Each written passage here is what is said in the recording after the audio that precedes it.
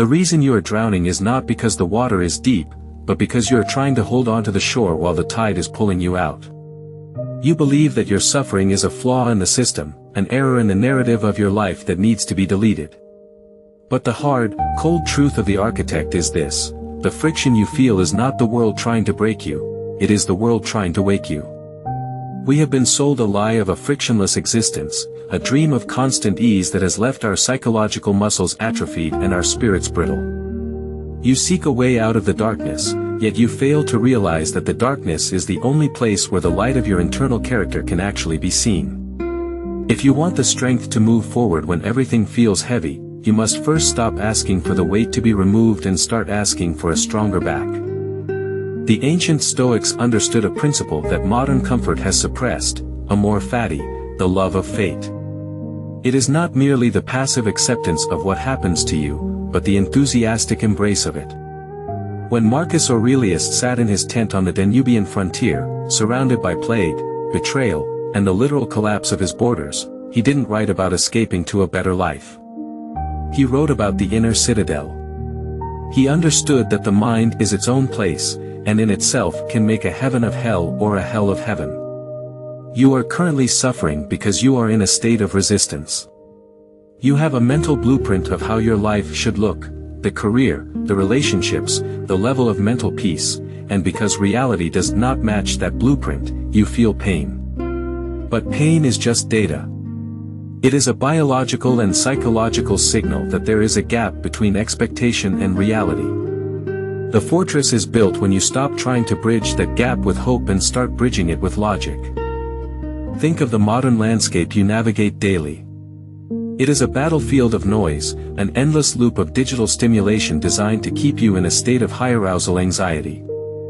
You are told to manifest your way out of debt or vibe your way out of depression.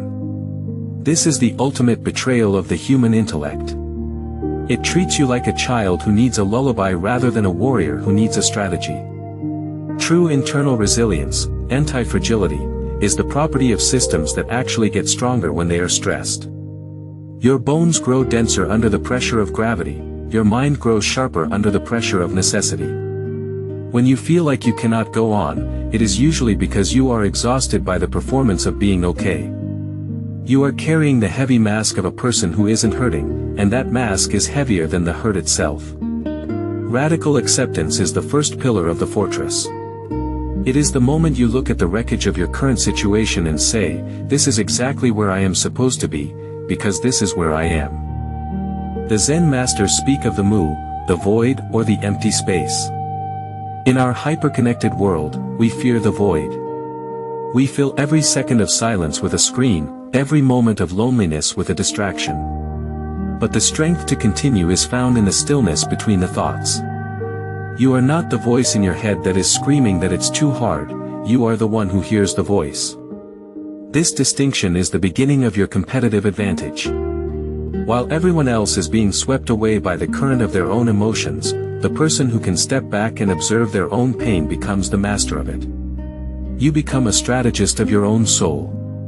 You begin to see that your emotions are like the weather, stormy, volatile, and unpredictable, but you are the mountain. The weather may lash against the mountain, the snow may cover it, and the lightning may strike it, but the mountain remains. You seek control to feel safe. But Stoicism teaches that the more you try to control the external, the opinions of others, the movements of the market, the health of your body, the more of a prisoner you become to your own anxiety. Your internal locus of control is the only territory you truly own. Every time you worry about something you cannot change, you are handing over a piece of your sovereignty to a world that doesn't care about you. If you are suffering right now, ask yourself, is this within my control? If it is not, then it is indifferent to your character. This is strategic indifference. It doesn't mean you don't care, it means you don't allow it to break your internal equilibrium. You conserve your energy for the one thing you can do, the next right action. The architecture of resilience is built on the realization that your suffering is often just a narrative you've written. We suffer more in imagination than in reality. We play the movie of our failure over and over, adding a soundtrack of shame and a commentary of regret. This is an incredible waste of biological resources. The logical mind sees that the past is a ghost and the future is a hallucination. There is only the immediate, granular present. When the weight of the future feels like it's crushing you, it's because you are trying to carry 10 years of problems with one day's worth of energy. You weren't built for that. You were built to handle the next 60 seconds. Can you breathe for 60 seconds? Can you stand for 60 seconds? Can you make one logical decision in the next minute? If the answer is yes, then you have everything you need to win. We are currently living in an age of fragility, where the slightest discomfort is treated as a trauma. But you are the descendant of survivors. Your ancestors navigated ice ages, famines, and wars without a fraction of the resources you have. They didn't survive because they were positive, they survived because they were resourceful and relentless. They had a why that was stronger than any how. When you feel like you've reached the end of your rope, it's often because your why has become too small. It's become about your own comfort, your own safety, your own ego. When your mission is bigger than your feelings lose their power to stop you. The strategist doesn't wait to feel motivated to act. The strategist acts, and the action creates the motivation. This is the reversal of the common wisdom. You don't get inspired to move, you move to get inspired. Look at the nature of a diamond. It is simply carbon that handled pressure exceptionally well. Look at the nature of a river. It doesn't argue with the rocks in its path, it simply flows around them, or over time, wears them down into sand. This is the zen of persistence. It isn't a loud, aggressive force, it is a quiet, relentless movement toward the sea. Your current suffering is the rock in your path. You can spend your life screaming at the rock for being there, or you can use its presence to find a new way to flow. This is the beginning of your bright, positive transition, not a transition into a world without pain, but a transition into a person who is big enough to hold the pain without breaking. The illusion of finding strength is what keeps most people weak. You are waiting for a feeling to arrive, a surge of adrenaline or a spark of inspiration that will suddenly make the difficult task feel easy. But strength is not a mineral you mine from the earth, it is a muscle you tear and regrow through the very resistance you are currently trying to avoid. The moment you feel the most like quitting is the precise moment the training begins. Everything before that was just a warm-up. If you want to build a fortress, you do not wait for the sun to shine, you carry the stones through the mud and the rain. Your current suffering is not a signal to stop, it is the friction required to sharpen the blade of your intent. Consider the competitive advantage of calm. In a world that is losing its mind to outrage, distraction, and fragility, the person who can maintain a cool, logical perspective is the one who wins. When everyone else is reacting, you are responding. Reaction is a biological reflex, response is a philosophical choice. By choosing to remain grounded in your internal locus of control, you are essentially playing a different game than the rest of the world. They are playing hope and fear, a game where the house always wins. You are playing logic and agency, a game where you are the house. This is not about being cold or unfeeling, it is about being strategically effective. You acknowledge the grief, you feel the weight of the loss, but you do not let it seize the controls of your ship. You are the captain who stays on the bridge while the storm rages, not because you aren't wet or cold, but because the ship requires a steady hand to survive. Every 500 steps, the mind will offer you a logical reason to surrender. It will tell you that you've done enough, that the cost is too high, or that it just wasn't meant to be. This is the voice of your biological preservation system, which prefers safety over growth. But the architect knows that safety is a slow death. The only way to move forward when you are suffering is to perform a cognitive dissonance on yourself. You must argue against your own comfort. When your brain says, "I am tired," you must respond with, "Then we will move tired." When it says, "I am broken," you respond with, "Then we will build with the pieces." This is the anti-fragile mindset. You do not just survive the chaos, you use the chaos as fuel. Like a fire that grows larger when the wind blows against it, your resolve must be fed by the very obstacles that stand in your path. The Zen concept of Shoshin, or the beginner's mind, is your greatest tool during a crisis. When you are suffering, your ego is bruised.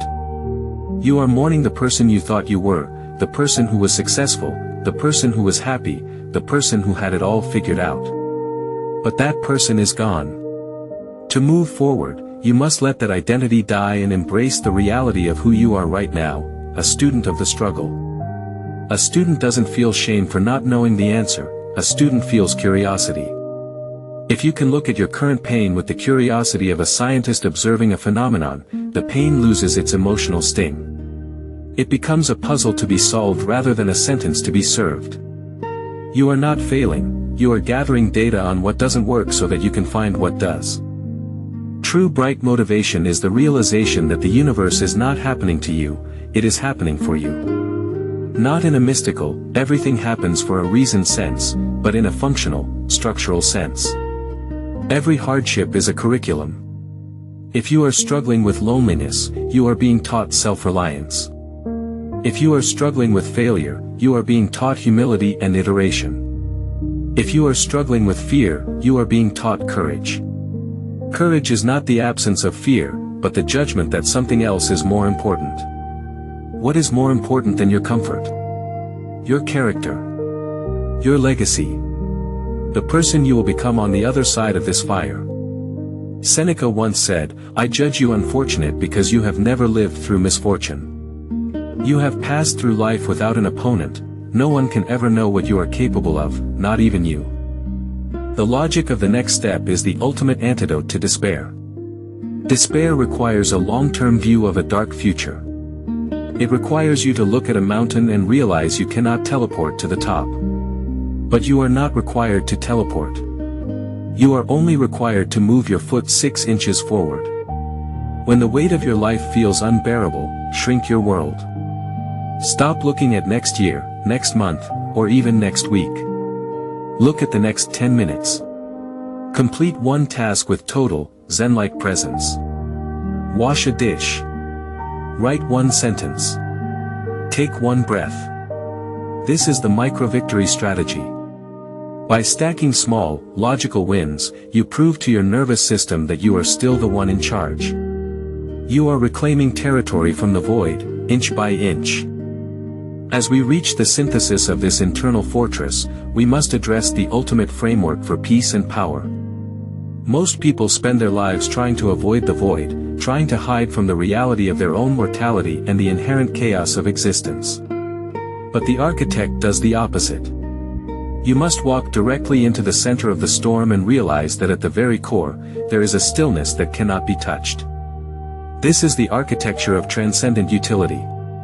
It is the final realization that every single experience, the joy, the agony, the betrayal, and the triumph, is nothing more than raw material for the construction of your soul. In this framework, there is no such thing as a bad event. There are only events that provide different types of resources. Pain is the high-carbon steel of your character. Boredom is the space for your creativity. Fear is the compass pointing toward your growth.